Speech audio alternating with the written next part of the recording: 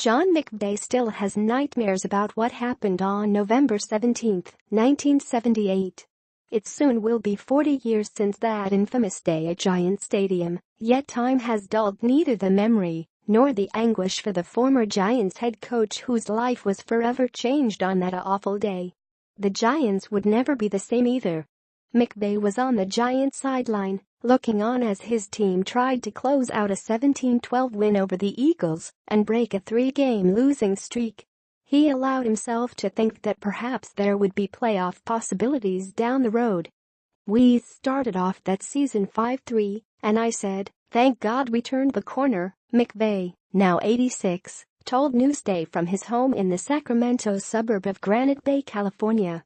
"And then we had that god-awful fumble." McVay looked on in horror as the events unfolded in what felt like slow motion. With less than 30 seconds to play and the Eagles out of timeouts, all the Giants needed was to have quarterback Joe Pisarcik kneel down after taking the snap, and the game would be over. Inexplicably, center Jim Clark snapped the ball to avoid a delay of game penalty that would have stopped the clock. Pisarcik seemed surprised when the snap was made, and it nicked a fingernail on his right hand.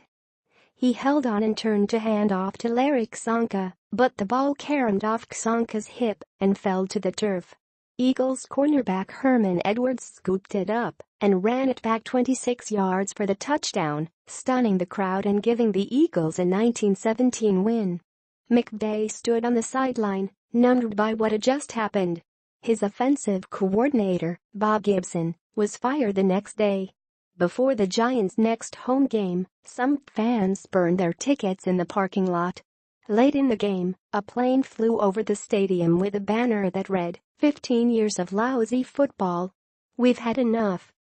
After the season was over, McVay and longtime general manager Andy Rapistelli, the Giants' Hall of Fame defensive end, were fired.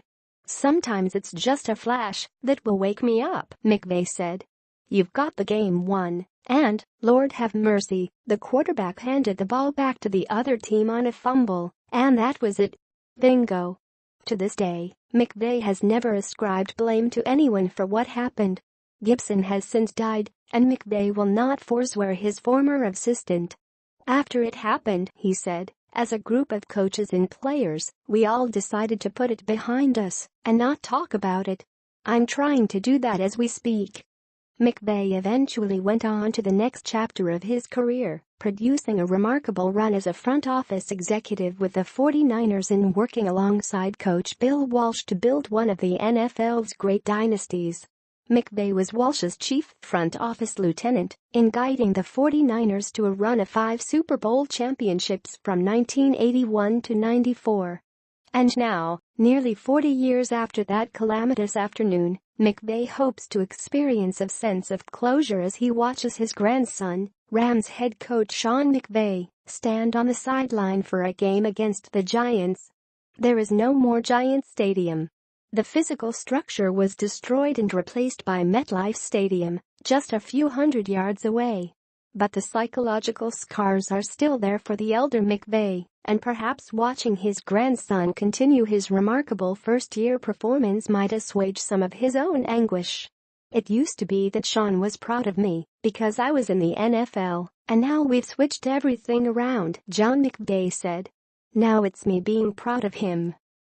He's a great young man, and as most grandpas feel about their grandkids, that's not unusual. But he's just always been a super young man.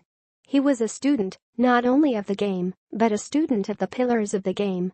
He was a pupil of Bill Walsh, read his books. I used to feed him the books." Like his grandfather before him, Sean McVay played football at Miami of Ohio. John was a center and Sean a receiver.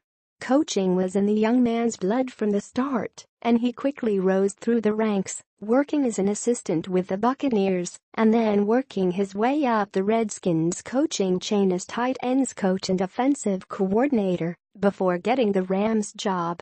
McVay, 31, became the youngest head coach in modern NFL history when he was hired at 30.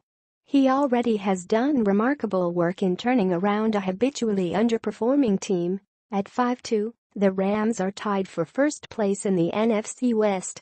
McVay's coaching has been instrumental as second-year quarterback Jared Goff has become one of the league's most improved players this season.